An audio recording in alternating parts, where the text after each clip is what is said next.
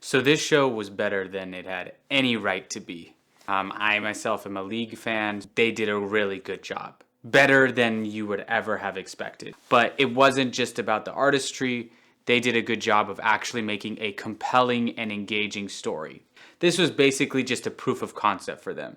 If you don't know much about Riot, they're constantly trying to expand into new games, new genres, and then outside of gaming entirely. They're basically trying to be the Amazon of gaming. But here's the thing. When you have a story as compelling as they had, when you have characters as compelling as they did, when you rush it the way that they did, it feels not hollow, because it wasn't, but it felt like there was so much more they could have done. Now, there's a good chance that there is going to be a season 2. So I'm going in with the notion that there is a season 2 before you all just say, well, there's probably going to be a season 2. That is not what I am talking about at all. From getting from point A to point B that they got, they missed a lot of the stuff in between. Allow me to explain. Case in point, Powder becoming Jinx is a very big process. They skip over most of that. Now, yes, by the end of the show, you get the almost I am no longer Powder, I am Jinx moment that you would have expected. They did a great job. Those last 15 minutes of the show were mind-blowing. If we take the big moment prior to time skip, Jinx or Powder at this point, doing the thing to try to save the day, when that all went awry. If you had lost everything, you don't believe anyone cares about you anymore, the only human being that ever cared about you has now left, you would most likely not trust human beings at that point. You would almost never hug this stranger, and now this person's basically like your father, and you're gonna follow them no matter what. If anything, they were trying to rush that, when actually her growth with her and Silco, who would be this father figure to her, was very important, and they brush over everything. Did this feel like 9 episodes to you? No, this felt like 2 to 3 seasons worth of content. I'm not talking about world building. I'm talking about giving weight so that when these characters do something, it means something. Understanding why the sheriff, would do the things he did. How Silco puts himself in a position to be able to manipulate so many of these people.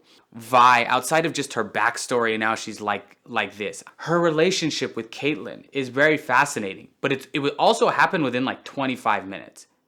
I don't think people are realizing just how quickly they're doing some of these beats. When Echo and Jinx were fighting, the way that they shot that scene where it did kind of like a before and after was great. It gave me enough to care and be invested in that fight. However, if they would have shown a little bit more of that earlier on, that scene would have meant more to me. But they did a good job of saving it through their use of artistry.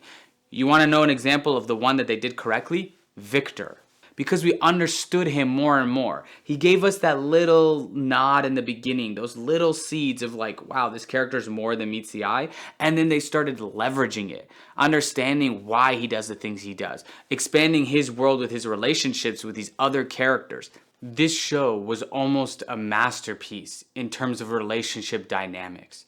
This beautiful relationship, which is the whole point of the show, of Vi and Jinx. But then you have Jinx and Silco and Vander's relationship with Vi and how that differed from his relationship with Jinx. Even Silco's assistant and how that goes with the rest of Undercity. Push and pull dynamics of her with Jinx and Jinx with Silco and Silco with his assistant and all of these different things. And then the assistant with Vi. It's so much. And it's so interesting. They need to lean into the beautiful relationship dynamics that they have made. Jayce should have so much more to his character than they're giving him. Jayce is a counselor, and he just wants to be a scientist and do what's good for his people. But he's actually getting lost in this counselor stupid bureaucracy and his relationship with this woman, and he's kind of falling in love. All of that is so great. You can feel the tension, and they're just kind of going through it. They just eventually say, Jayce goes, I don't care what you guys think. No, I want to see the struggle. I want to see the pain. When Jayce and Viktor have a conversation about the fact that they were meant to do great and they couldn't even do good, That scene should have been 3 times longer. This kind of going back and forth about what they wanted, where Jayce can finally realize that he's lost his way. That beautiful dynamic was there, and they just let it go. And just letting building blocks slip away. For some of you, you're thinking, well, the only reason it was so compelling is because of its speed. I disagree. If it wasn't such a compelling story, it would have felt rushed to you. I hope now that it probably did very, very well, I hope they slowed down a beat because they're good. It's damn good. There's so much that can be explored, and I hope they actually explore it.